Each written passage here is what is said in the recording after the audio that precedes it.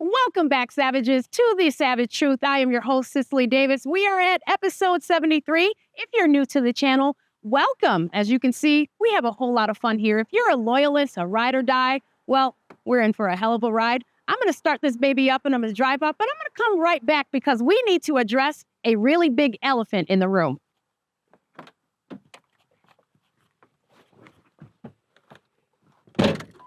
Woo!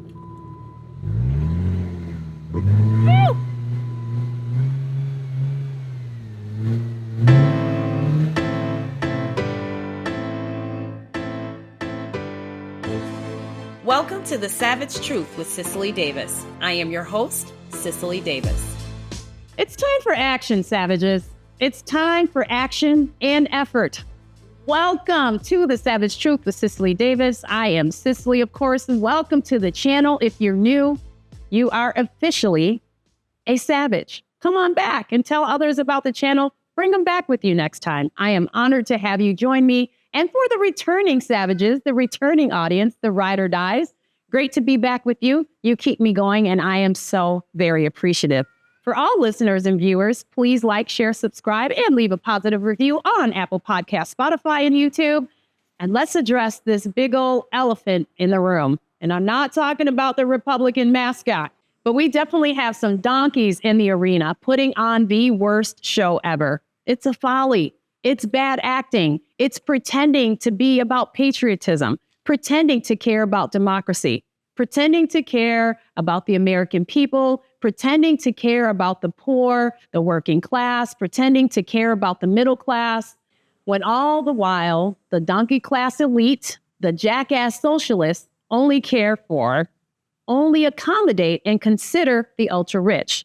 Now, obviously, we have the ultra rich on our side, but we actually congratulate them. We don't berate them. We're happy that they're successful. We congratulate them. We raise them up. It's pretending. It's about pretending to care about free speech. As Mark Zuckerberg of Facebook, Meta, right, now known as Meta, admits some 3.5 to 4 years later that he was pressured to hide and censor content on his platform. Oh, now he has regrets. Now brace yourself, folks, because this will be a one-subject episode, okay? Because there's an ass running loose and I need to catch it. Now look, folks, it's year 2024. We are 70 days or less away from voting. And even less than that, less than a week away from early voting in some states like North Carolina coming up here soon, approaching this week, as a matter of fact.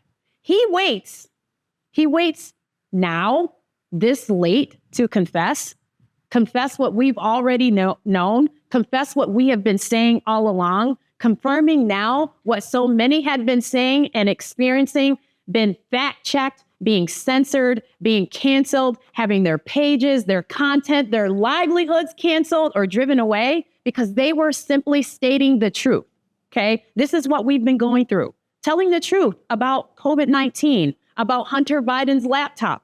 Mark Zuckerberg has regrets. Oh, he has regrets. Now, 4 years later, he has regrets that he chooses not to have courage, right? He regrets not choosing integrity. He regrets, apparently, in withholding information from the American people, information that shaped an election, information that influenced people's health and well-being. He has regrets. And by golly, that should be enough because he confessed. So, in case you haven't heard about this or need some extra details, last Monday, Mark Zuckerberg of Facebook, Meta, says he regrets that Meta bowed to the Biden administration, pressure to censor content, saying in a letter that the interference was wrong, and he plans to push back if it happens again. So he aired his grievances in a letter to the House Judiciary Committee in response to its investigation into content moderation on online platforms. Zuckerberg detailed how senior administration officials in the White House of the Biden administration leaned on the company to censor certain posts about COVID-19, including humor and satire, and expressed a lot of frustration when the social media platform resisted. Now listen to this. This is what he wrote in the letter. I believe that the government pressure was wrong, and I regret that we were not more outspoken about it. Zuckerberg wrote, I feel strongly that we should not compromise our content standards due to pressure from any administration in their direction. And we're ready to push back if something like this happens again. He also expressed regret for Meta's downplaying of content related to coverage by the New York Post about Hunter Biden ahead of the 2020 election that the FBI warned may have been rooted in a Russian disinformation operation. And I quote, it's since been made clear that the reporting was not Russian disinformation. Like, we didn't say this all along, okay?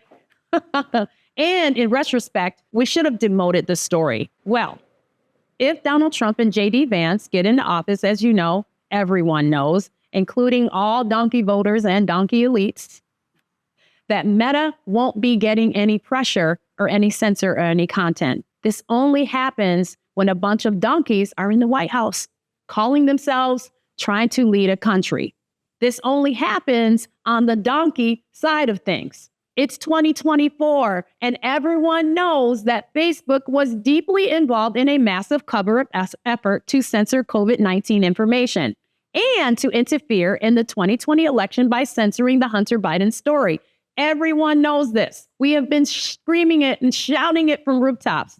With the laptop and other Hunter Biden buffoonery that they covered up, we were all called conspiracy theorists. Remember that? We were called sore losers. We were called inhuman because we didn't care about people and how they were dying from COVID-19. Remember all that? We were called election deniers when we pointed this out. Many people lost their livelihoods and their podcasts when they talked about this, okay? Many were misled to believe that Hunter Biden was just a good boy.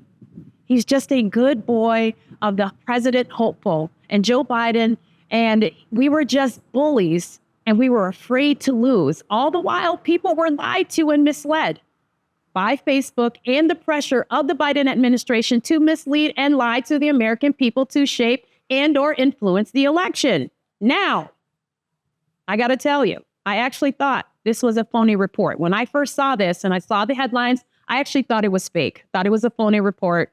My husband actually sent me a clip of the news outlet, reporting this. But then I saw all the headlines that followed immediately after, like Daily Wire and Newsmax and Fox and others. And then I went home to watch it later. I watched the rerun just to see him, to get a glimpse of Mark Zuckerberg as he testified in front of the House Judiciary Committee.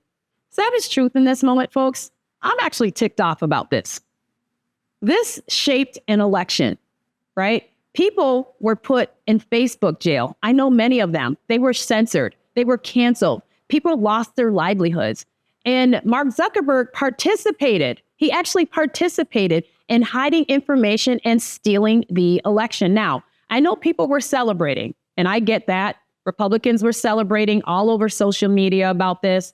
He was also made to apologize to families who were actually in attendance that day or during the hearing and that was sitting behind him, who had children who were exposed to lewd content and nudity on the platform where he sat on the table, right? He sat up on the table. If you go to C-SPAN and look this up, he actually sat on top of the table. He turned towards them and he made his apology. Many Republicans, again, were on Twitter on Twitter or X now, including Jim Jordan, who posted this, and I quote, he called it a big win for free speech. And I agree with that. This is a big win for free speech. It's a great win for, the battle against censorship. They did their jobs on the Judiciary Committee. I absolutely congratulate them. I want to be careful not to take anything away from them. Okay. Kudos to them for doing their jobs. They did a stellar job. The Republican senators and the Republican congressmen did a great job in pressing him and questioning him. And, the statement he made saying that for the future, that he's going to make sure that this doesn't happen again, just really turned my stomach. He should have been doing this all along. We should have been following the Constitution all along. He should have understood his position, understood the impact of Facebook, and just been a neutral platform to simply allow people to express themselves freely, as the Constitution states. And he quotes, "My goal is to be neutral and not play a role one way or another, or to even appear to be playing a role. So I don't plan on making a similar contribution this cycle. But there is something savage going on here, folks. And as a savage, truthful American, as you know I am, you should be happy and quite comfortable about that. The donkeys are realizing that Kamala and Walz are losers." So this is what's really going on with Mark Zuckerberg's, come to Jesus moment. Okay. This is what's really going on. He recognizes that when he sees the kind of candidate that Kamala and Walz are, he realizes that they're losers. They're not winners. And I think that's what's really actually going on. I think that's what's happening with populists as having an impact around the world and speaking out against censorship. And we're actually winning this battle. The tide is on our side. The writing is on the wall. And Mark Zuckerberg doesn't want to be caught on the wrong side of things. He sees how free and happy and impactful Elon Musk has been with X. Elon Musk with X becoming the #1 platform in news distribution. Okay. Mark Zuckerberg is very well aware of that. He's seen the change. Okay. That means lots of traffic and attention and memberships to X. It's about the tremendous growth of Rumble, right? Another headline. The Telegram CEO, I don't know if you heard about this. This is another platform that I actually have and am a member of. The Telegram CEO getting arrested, and people around the globe were protesting this. They were standing up for this guy. With Donald Trump tied ahead of Kamala, if not ahead, and I say he's ahead, Zuckerberg sees the writing on the wall and wants to get on the right side of things, folks. That's what's really going on. I'm not impressed because we could have been 3.5 years ahead in health and the economy and crime. Our borders would be even stronger than Trump had in his first term. I would be wealthier. The country would be without DEI, without the lies and corruption and distortion of the Biden-Harris administration. It means 3.5 years less of Joe Biden, 3.5 years less of Kamala Harris, 3.5 years less of this DOJ and CIA and all the other abbreviated agencies that are absolutely corrupt. It's 3.5 years less of Karine Jean-Pierre standing up at the podium for her press conferences, lying to the American people, stumbling and making a complete donkey of herself, lying straight to our faces. 3.5 years less of Jill Biden and Hunter Biden and Pete Buttigieg and anti-Semitism, no war in Gaza. It would have meant no war in Ukraine, because we know that Donald Trump wouldn't have had it. This would not have occurred under his administration. We wouldn't have lost 13 of our finest in that embarrassing withdrawal through Afghanistan. Left billions of dollars of equipment and artillery and ammunition and our machinery, not to mention funding our enemy, Iran, to war, and with their plans to actually use that equipment to destroy us. Okay? Now, to solidify and justify my frustration, at Donkey headquarters, the White House issued a statement defending the administration's approach to COVID-19 information. Of course, when they heard about Mark Zuckerberg, instead of actually, kind of bowing out and being gracious and saying, yeah, that was probably a bad call, they doubled down. Here's what they said, and I quote, "When confronted with a deadly pandemic, this administration encouraged responsible actions to protect the public from health and safety." The statement also said, "Our position has been clear and consistent. We believe tech companies and other private actors should take into account the effects their actions have on the American people while making independent choices about the information they present." So even after Mark Zuckerberg comes out to admit and reveal the cover-up and the theft of the 2020 election, okay, because that's really, truly at the bottom line, the base bottom line of all this was an election stolen in 2020 for the American people by way of censorship. They hold true. They double down on their lies and their deceit. That's actually what is really, truly consistent. They're doubling down and lying and deceit to the American people. Now, let's be perfectly clear. Mark Zuckerberg's so-called confession about censorship on Meta is a pathetic and cynical attempt to cover his tracks. It's a shameless display of arrogance from someone who has been at the epicenter of the assault of free speech in this country. For years, Zuckerberg and his platform has acted as the self-appointed gatekeepers of what can and cannot be said, all the while hiding behind the veneer of content moderation. First of all, it's infuriating that Zuckerberg's admission comes only after relentless pressure and mounting evidence of his platform's blatant bias. It's as if he thinks of half-hearted apology will magically erase the years of discrimination against conservative voices. This isn't just a minor oversight. This is a systemic effort to silence dissent and control the narrative. Zuckerberg's so-called confession is nothing more than an attempt to clean up his public image while continuing to undermine free speech behind closed doors. Second, the very idea that this so-called confession is revelation is laughable. We've known for years that Meta's algorithm and moderation have been used as tools for political censorship.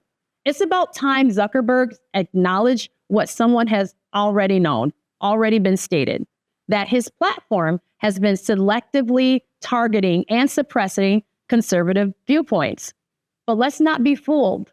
This is just a smokescreen. He's trying to deflect from the real issue here, that Meta has systemically engaged in bias and censorship. And let's not overlook the fact that Zuckerberg's admission fails to address the real problem, his platform's ongoing biased enforcement of so-called policies. His so-called confession doesn't change the fact that conservatives have been silenced while leftist ideologies are given free rein. If Zuckerberg truly cared about fairness and about transparency, he would implement real, meaningful changes rather than offering up this empty apology. What's even more infuriating is the blatant hypocrisy here. Zuckerberg and his team have spent years defending their actions as necessary for community safety and preventing misinformation. Now, when cornered, they admit to censorship as if it's just a minor issue. This is not just about a few bad decisions. It's about a systemic, deliberate effort to skew the information landscape and stifle free speech. In short, Zuckerberg's confession is an absurd joke. It's a weak, self-serving attempt to deflect blame and avoid real accountability. It's a slap in the face to every American who believes in the fundamental right to free expression. Instead of coming clean and making real changes, Zuckerberg is playing the part of a repentant sinner while continuing to wield his platform as a weapon against free speech. It's time to hold him accountable and demand genuine reforms. Enough is enough. And remember, as always, be bold, be strong, be faithful, be true. Till next time, I'm Cicely. The Savage Truth with Cicely Davis is a production of Front Page Magazine and the David Horowitz Freedom Center. Reproduction of this podcast without express written consent is prohibited.